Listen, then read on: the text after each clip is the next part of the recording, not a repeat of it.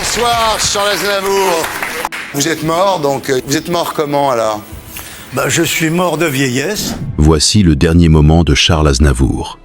Dans une maison provençale baignée par la lumière douce d'un matin d'octobre, un homme repose dans le silence. À Mouriez, petit village niché entre les oliviers et les collines dorées, le poète de la chanson française s'est éteint sans bruit. Le monde ne le sait pas encore, mais une légende vient de quitter la scène. La veille encore, il écrivait, rêvait planifier de nouveaux concerts, dans son agenda des dates, dans ses tiroirs des textes inédits. Et pourtant, ce lundi 1er octobre de l'an 2010 à Huy la vie, a décidé de refermer la partition. Non pas dans un souffle spectaculaire, mais dans l'intimité d'un dernier soupir, comme une note tenue jusqu'au silence. Depuis plus de 70 ans, Charles Aznavour avait défié le temps.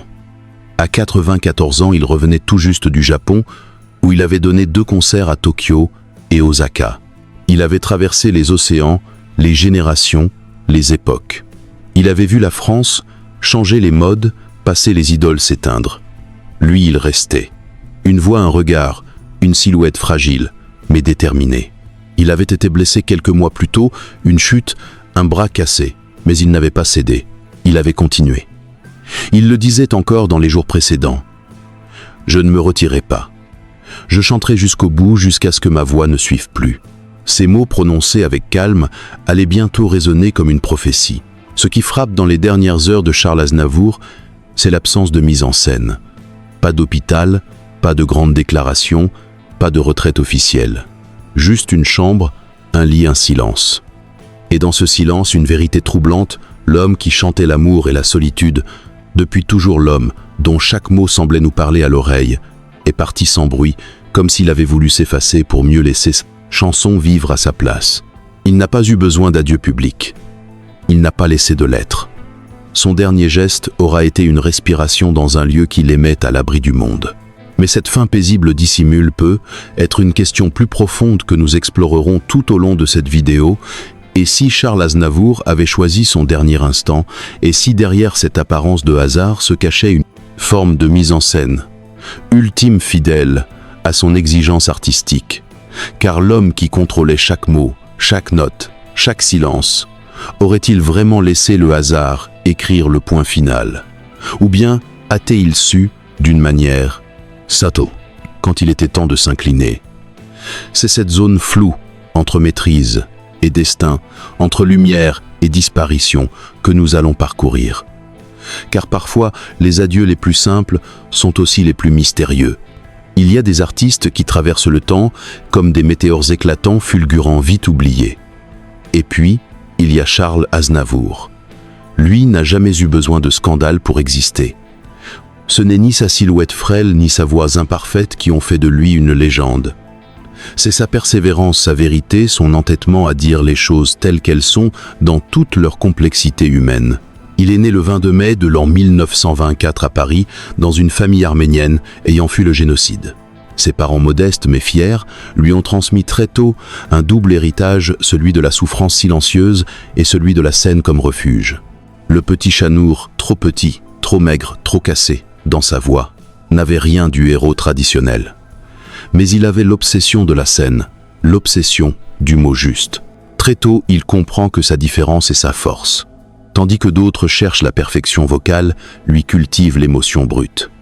Dans les années 50, il écrit pour Edith, Piaf, Juliette, Gréco, Gilbert Bécaud. Il reste dans l'ombre, puis un jour il monte sur scène. On se moque de lui, trop étrange, trop cassé. Mais il insiste, il persiste, et le miracle opère. Ce garçon qui ne ressemblait à personne devient bientôt celui que tout le monde reconnaît à la première note. Les années 60, 70, 80, il enchaîne les tubes, les tournées, les ovations. La bohème emmenez-moi hier encore. Ces chansons deviennent des repères de mémoire pour des millions de Français. Mais ce que l'on retient le plus, ce n'est pas leur succès, c'est leur justesse. Aznavour parlait de nous, de nos failles, de nos silences, de nos regrets. Mais derrière l'homme public, il y a un artisan, un perfectionniste. Chaque mot est pesé, chaque silence est voulu. Il écrit plus de 1200 chansons, enregistre dans plus de 8 langues, vend plus de 100 millions de disques à travers le monde. Il est l'un des rares Français à avoir chanté au Carnegie Hall, à avoir été honoré à Hollywood, à avoir laissé son empreinte dans la culture internationale. Et pourtant, il n'a jamais cessé d'être ce fils d'exilé discret, parfois réservé toujours au travail. Il n'a jamais vraiment aimé les honneurs. En 2008, il accepte la nationalité arménienne, devient ambassadeur à Genève, crée une fondation après le tremblement de terre de Spitak. Mais même alors, il continue de dire « Je suis un chanteur, pas un héros ». Dans l'imaginaire collectif, Aznavour incarne l'élégance du désespoir. Il a chanté l'amour sous toutes ses formes heureux, interdits, ratéfanés. Il a chanté l'homosexualité à une époque où c'était tabou. Il a chanté la vieillesse, la solitude, la jalousie. Là où d'autres enjolivaient, lui grattaient la surface. Il n'a jamais été un artiste de façade. Et c'est peu, être pour cela qu'il reste encore aujourd'hui, si profondément ancré dans les cœurs. Même les jeunes générations qui ne l'ont pas connu au sommet de sa gloire reconnaissent en lui une forme de sincérité rare. Une voix cassée, oui, mais une voix vraie. À la fin des années 2010, alors que d'autres se retirent, lui continue. Il monte sur scène encore et encore jusqu'à son dernier souffle. En 2010 à lui, il a 94 ans. Il chante au Japon. Il prévoit de retourner en Arménie.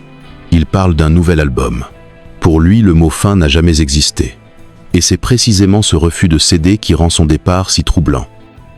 Comment un homme qui vivait dans l'élan a-t-il pu disparaître dans un calme aussi absolu? Pourquoi n'a-t-il laissé aucun mot, aucun signe?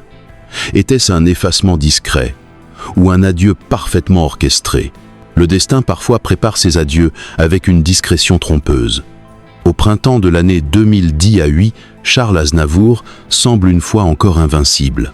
Il a 94 ans et pourtant il est en tournée, multipliant les engagements entre la France, la Russie et bientôt le Japon. Mais à Saint-Pétersbourg, au mois d'avril, un premier signe vient troubler cette impression de solidité éternelle. Une douleur soudaine au dos le contraint à annuler une apparition. Rien de grave, assure-t-il à son entourage. Puis quelques semaines plus tard, dans sa maison de Mouriès, il chute accidentellement et se fracture le bras gauche. La blessure, bien que bénigne en apparence, oblige le chanteur à repousser plusieurs concerts. Pour un autre, cela aurait sonné comme un avertissement. Pour Aznavour, c'est une parenthèse. Il promet de revenir sur scène dès que possible. Et il tiendra parole. L'été s'écoule ponctué de séances de rééducation et de moments d'écriture. À Mouriez, loin du tumulte médiatique, il se consacre à ses projets. Malgré la douleur persistante, il corrige des textes, écoute des maquettes et maintient le cap. Il chantera au Japon au mois de septembre. Autour de lui, certains s'inquiètent. Sa démarche est plus lente, ses traits plus tirés. Mais sa voix, elle reste intacte. Et son regard, toujours habité par une volonté inflexible, ne laisse place à aucun doute. Il partira, il chantera, il vivra comme toujours à travers les mots. Le 10 à 7 septembre, il monte sur la scène du NHK Hall à Tokyo. Puis 2 jours plus tard, le 10 à 9 septembre, il enflamme le public d'Osaka. À chaque concert, les spectateurs ovationnent debout cet homme qu'ils considèrent comme un trésor vivant. Aznavour ne triche pas, il chante avec ce mélange d'intensité et de fragilité qui est devenu sa signature. Il parle peu, laisse les chansons faire le travail. Dans les loges, il plaisante avec l'équipe technique, évoque les concerts à venir, parle d'un retour en Arménie. À aucun moment, il ne laisse transparaître le moindre signal d'abandon. Ces 2 soirées seront ses dernières. Mais personne ne le sait encore. Pas même lui. Le retour à Mouriès quelques jours plus tard s'effectue dans une quiétude presque irréelle. L'air est doux, les collines paisibles. Dans cette maison qu'il affectionne tant, Charles retrouve son rythme, son refuge. Il relit des paroles, écoute encore des enregistrements. Il se projette, note des idées pour de futurs spectacles. Il parle à ses enfants, à son épouse. Tout semble indiquer une continuité. Rien ne laisse présager une fin si proche. Et pourtant quelque chose imperceptiblement change. Un ralentissement, un souffle plus court, un silence plus long entre 2 phrases. Mais ces signes sont subtils, épars, camouflés derrière une énergie volontaire. Le dimanche soir 30 septembre, il se couche comme à son habitude après une journée calme. Le lundi matin 1er octobre de l'an 2010 à 8, il ne se réveille pas. Son corps est retrouvé sans vie dans sa salle de bain. L'autopsie conclura à un œdème pulmonaire aigu associé à un arrêt cardio-respiratoire. Une mort naturelle paisible, sans souffrance apparente. Mais pour ceux qui l'aimaient, le choc est immense. Comment accepter qu'un homme si vivant, si actif, puisse s'effacer ainsi sans avertissement? Comment croire que celui qui quelques jours plus tôt chantait à l'autre bout du monde soit désormais silence? C'est là que l'intrigue prend une autre dimension. Car cette disparition si discrète, si élégante, ressemble à s'y méprendre à l'un de ses textes. Un départ sans bruit, une dernière scène sans projecteur, un ultime refus du spectaculaire. Et au fond, un soupçon, et si Charles Aznavour avait d'une certaine manière orchestré cette sortie, non pas en forçant le destin, mais en l'acceptant avec lucidité. Comme s'il avait compris quelque part en lui que le moment était venu. Le moment de laisser la place au souvenir, au refrain, au silence plein de sens. Lorsque la nouvelle tombe dans la matinée du lundi 1er octobre 2010 à 8, la France se fige. Le premier communiqué est sobre: Charles Aznavour est décédé à son domicile de Mouriès. En quelques minutes, les radios changent leur programmation, les chaînes d'information défilent les hommages et les réseaux sociaux s'emplissent d'un seul refrain: Emmenez-moi. Partout les visages se figent. Une génération entière se souvient d'un amour perdu, d'un trajet en voiture, d'un dimanche de solitude, d'un moment précis où une chanson d'Aznavour avait mis des mots sur une émotion tue. Mais derrière cette onde de choc public, il y a le silence absolu de la maison de Mouriès. C'est là, dans sa salle de bain, que Charles a été retrouvé sans vie. Aucun cri, aucune agonie, simplement l'absence. Son épouse bouleversée ferme les volets. Les proches accourent, mais tout est déjà fini. Le médecin constate un œdème pulmonaire aigu associé à un arrêt cardio-respiratoire. Une fin naturelle, dit-on. Mais comment qualifier de naturelle la disparition d'un homme que l'on croyait éternel? La brutalité de l'absence, elle est bien réelle. Ce qui suit est un ballet d'hommages, de souvenirs, de douleurs. Très vite, l'Élysée annonce un hommage national. Le président Emmanuel Macron prend la parole. Pour des millions de Français, il était plus qu'un chanteur, il était une mémoire, une voix, une présence. Le choix du lieu, la cour d'honneur des Invalides, n'est pas anodin. Il rappelle la solennité des grands adieux. Le vendredi 5 octobre, le cercueil de Charles Aznavour, recouvert du drapeau tricolore, entre lentement dans la cour silencieuse. La Marseillaise alterne avec la bohème. Des officiels, des artistes, des anonymes. Et surtout des regards mouillés perdus entre reconnaissance et abandon. Mais derrière cette mise en scène solennelle, il y a des gestes plus discrets, presque invisibles. Quelques jours avant, sa famille avait hésité. Voulait-il vraiment de cette cérémonie? Avait-il laissé des consignes? Rien n'est certain. On dit qu'il ne voulait pas de grands discours, qu'il aurait préféré un silence ou une chanson fredonnée à mi-voix. Mais la République, elle a besoin de rituels. Et cet homme né Chanour Aznavourian, fils d'exilé, méritait selon elle une reconnaissance à la hauteur de ce qu'il avait offert, même si cela allait à l'encontre de sa pudeur. Dans la maison de Mouriès, tout est resté figé. Sur le bureau, des partitions à moitié écrites, des carnets, des dates encerclées, un enregistrement inachevé. Et cette étrange impression que le temps s'est arrêté juste après lui. Les enfants, les petits-enfants, les collaborateurs de Toujours Tous disent la même chose, ils n'avaient pas prévu de s'arrêter. Pas cette année. Pas comme ça. Et pourtant, rien dans les derniers jours ne laissait présager un départ. Pas d'adieu, pas de mots. Juste une fatigue diffuse une lenteur plus marquée que lui-même refusait de nommer. C'est peu, être là, que se cache la vérité noire. Non pas un secret honteux ou un drame occulté, mais cette incapacité même pour un homme aussi lucide que lui à envisager sa propre fin. Ou peu, être au contraire, ce refus était une manière d'en avoir pleinement conscience. Chanter jusqu'à la limite sans jamais regarder derrière. Comme une course contre le silence. Une fuite douce vers un adieu sans mots. Le plus bouleversant reste ce paradoxe. Aznavour, l'homme qui a su mettre des mots sur toutes les douleurs humaines, est parti sans en dire un seul. Dans les semaines qui suivent, des documents ressortent. Une interview fantaisiste avec Thierry Ardisson où il joue à imaginer sa propre mort. « Je suis mort de vieillesse », dit-il en souriant. Qu'on dise du bien de moi, mais du bien. L'échange, d'abord léger, résonne désormais avec un vertige étrange. Comme s'il avait tout prévu, tout pressenti. Même l'augmentation soudaine de ses ventes posthumes. « Mes arrière-petits-enfants sont ravis », ironisait-il. Ce ton à la fois lucide et désinvolte résume peu être mieux que tout son rapport à la disparition. Car au fond, Charles Aznavour a toujours contrôlé son récit. Sa vie n'a jamais été une succession de hasards, mais un fil tendu guidé par une main invisible. Même son absence semble pensée millimétrée. Une sortie de scène parfaite, ni trop tôt, ni trop tard, juste au bon moment. Comme s'il avait attendu d'avoir tout dit, tout vécu. Comme s'il avait décidé dans un dernier souffle de laisser ses chansons lui survivre. Et c'est peu, être là dans ce geste invisible, que réside l'héritage le plus bouleversant qu'il nous laisse. On dit souvent qu'un grand artiste ne meurt jamais vraiment. Il devient silence, puis souvenir, puis murmure. Mais dans le cas de Charles Aznavour, ce passage semble avoir été chorégraphié avec une telle justesse qu'il en devient presque irréel. Peut-on vraiment parler de mort quand un homme laisse derrière lui plus de 1200 chansons, des générations de spectateurs marqués à vie et une voix qui continue de vibrer à travers chaque enceinte, chaque radio, chaque cœur? Peut-on croire à l'effacement quand le nom même d'Aznavour évoque instantanément une émotion, une scène, une époque?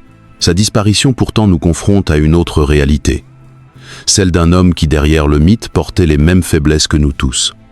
Il n'était pas immortel, il n'avait pas de pouvoir magique, il avait simplement une exigence, celle de rester fidèle à ce qu'il était.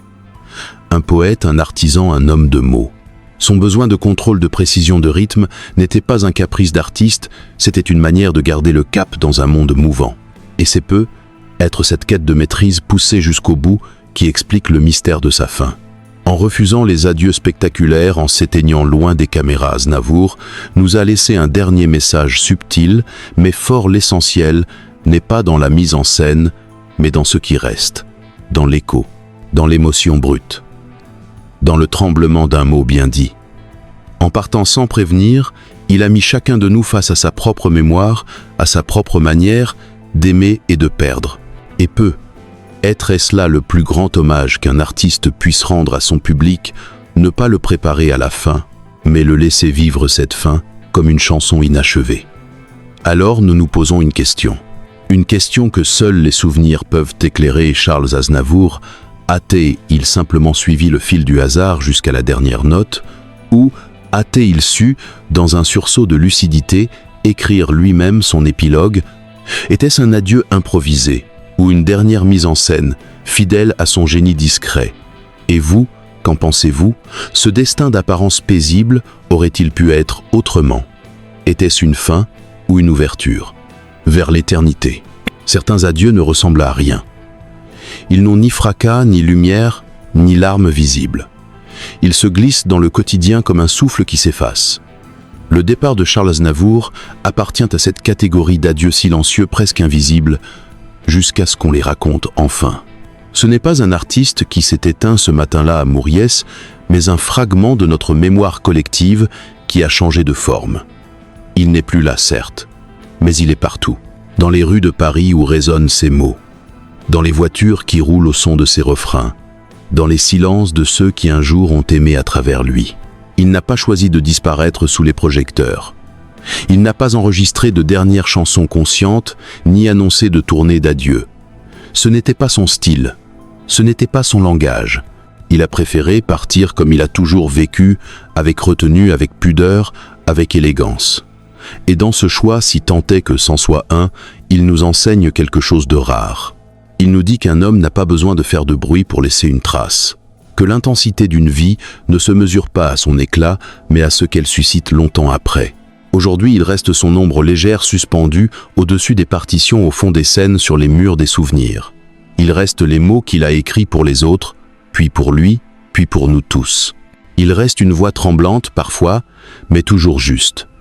Une voix qui disait sans détour l'usure des jours, les brûlures de l'amour, l'amertume de l'attente. Une voix d'homme, une voix d'époque, une voix d'éternité. Alors nous fermons cette page, comme on referme un livre que l'on a aimé non sans tristesse, mais avec la certitude qu'on y reviendra. Car il y aura toujours quelque part une nuit un peu trop longue, un silence un peu trop dense, une blessure trop discrète, et là, sans prévenir, une chanson d'Aznavour viendra se poser comme un baume. Et l'on se souviendra qu'il fut là, qu'il chanta, qu'il comprit, qu'il devint sans jamais le revendiquer l'un des derniers poètes de notre siècle.